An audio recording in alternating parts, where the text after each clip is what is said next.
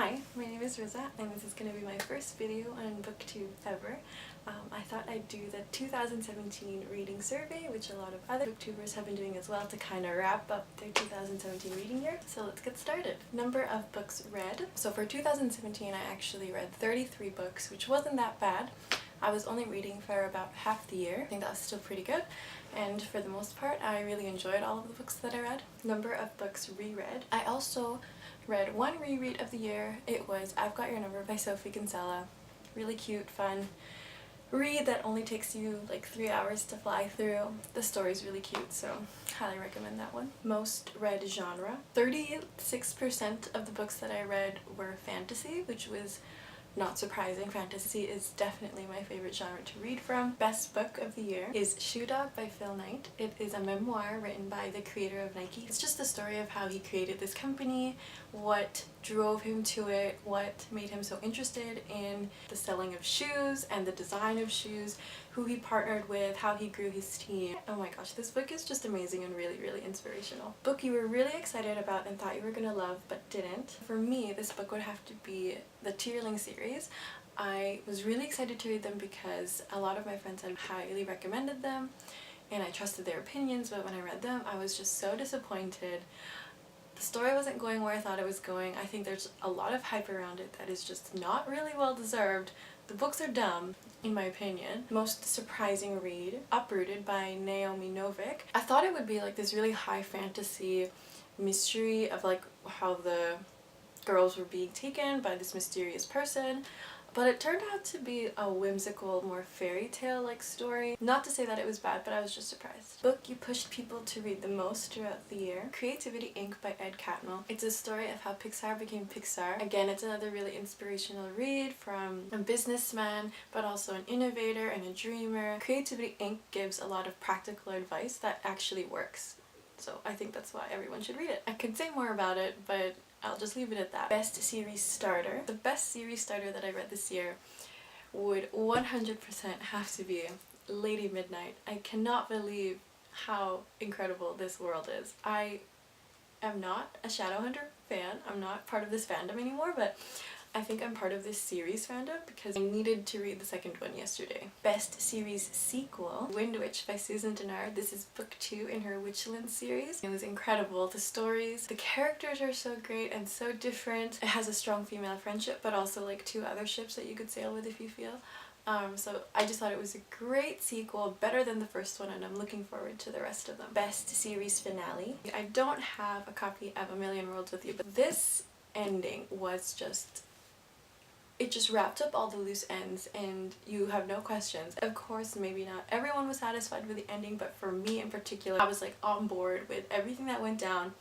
Happy with the choices that Meg made, happy with the choices that Theo and Paul made, happy with everything about it. Satisfied, so satisfied. Favorite new author of 2017. I picked up Frontlines by Michael Grant earlier this year, and probably my new favorite author. This story captured me, and I know that he has a lot of other really renowned writing, and I'm looking forward to trying some other stuff that he's written. The best book you read from a genre you typically don't read. Chick lit, or kind of like women's fiction. It would have to be My Not So Perfect Life by Sophie Kinsella. It's like a rom-com in a book. Not a lot of commitment. You kind of forget about the characters later on, but a cute story with some cute takeaways. The most thrilling, unput-downable book. For this one, it would again be the Firebird trilogy by Claudia Gray. I could not put these books down. I literally read them in 3 days. I was losing sleep over them. But yeah, these books are amazing. This series is amazing. The book that you are most likely to reread. I am most likely going to reread Starflight by Melissa Landers. This is a YA sci-fi like space heist type book following 2 main characters as they venture off the galaxy, but it has that love-hate relationship at the very beginning, which I love. The sequel, Starfall, is about 2 other characters in the book, so I think I need to reread this before I can read that one so I can remember all the little details. Your favorite cover of 2017? Frontlines by Michael Grant. I just love how the design is really minimal, but you can really tell that this is a woman, which alludes to what happens in this book. It is a World War II historical reimagining of women could have fought in the war. This book is really great and really provokes you and makes you think about different things. This is probably one that I bought purely on the cover. I saw it and I was like, I don't even care what this is about. Women in the war. Yes, I'm reading it. The most memorable character. Robin from the Cormoran Strike series, written by Robert Galbraith, originally a temp. She falls in love with everything that has to do with being a detective. The private investigations, the mystery, and that really resonated with me because I also find those things really fascinating and really interesting. She's witty and sassy and a little bit timid, but she's definitely coming into her own. Her character just gets better and better, and she's just the perfect counterpart to Cormoran Strike. The most thought-provoking and life-changing book that you read. So The Help by Catherine Stockett is definitely one of the most intense books that I've ever read. I didn't expect to be so moved by this. It definitely made me think a lot about racism and the state of our world, especially with America and whatever. A book that you couldn't believe you waited until 2017 to read. I don't understand why I waited to read Lady Midnight, but in my defense, I was not a huge fan of the Mortal Instruments. I thought the story was really cool, but I thought that the writing was just not my cup of tea, so I never continued on with the series. I had heard so many great things about Lady Midnight on Booktube, so I was like, okay, this book has to deliver. It's gargantuan. It has to be amazing, and it was. Your favorite passage? I remembered a passage from The 12 Days of Dash and Lily. It's a conversation between Lily and her mum.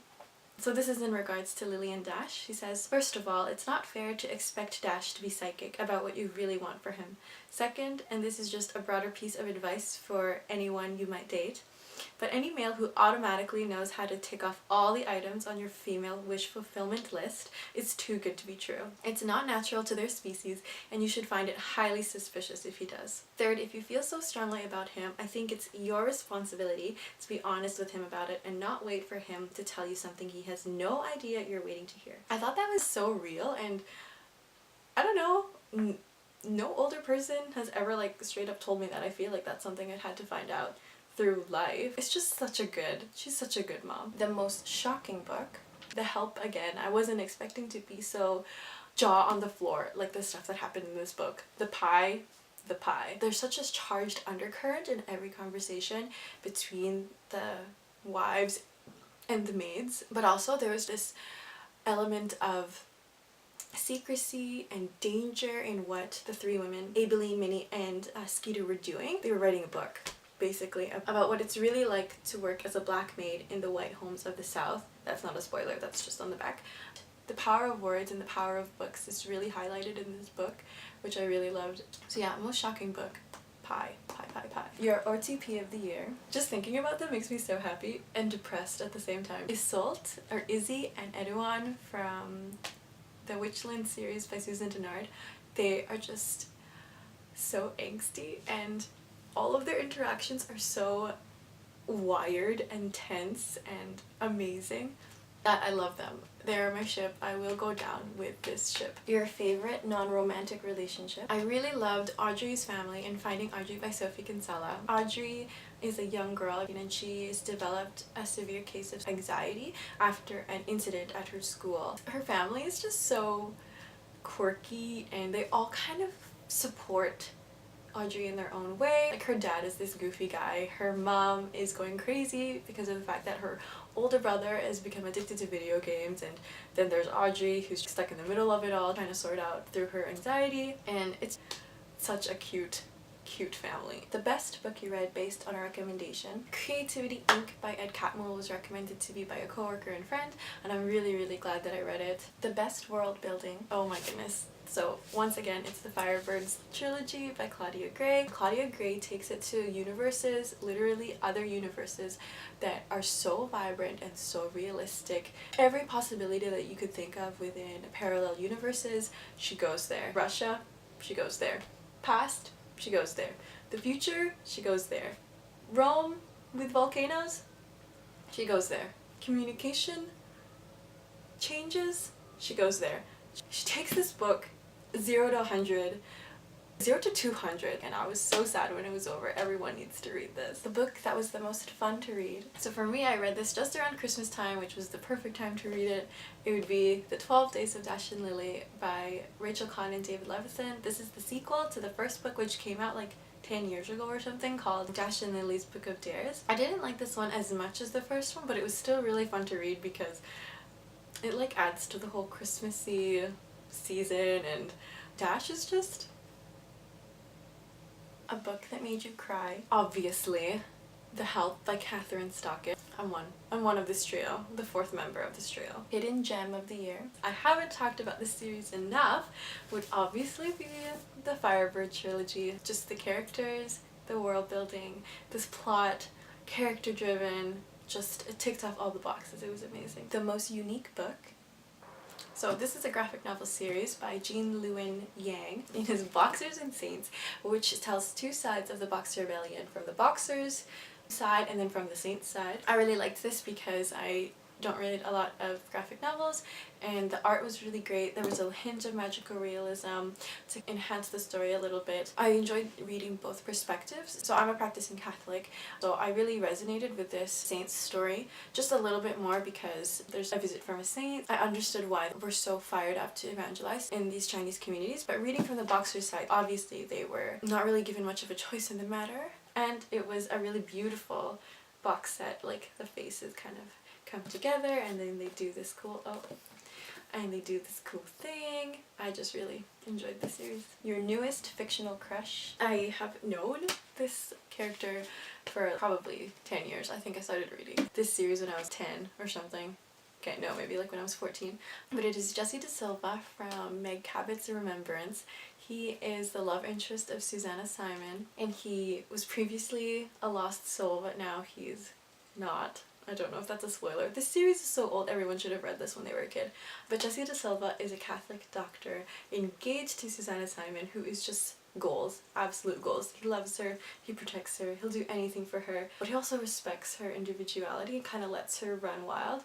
And in this book, he's just the most thoughtful boyfriend, fiance, and I loved it. So anyways, that's my 2017 reading survey. Hope you enjoyed getting a little bit of what I read. So I'm going to be thinking about my 2018 reads and what books could fall under these same categories. I feel like I won't be able to predict that until the very end, but yeah. Thanks for stopping by, and I hope to see you soon. Bye!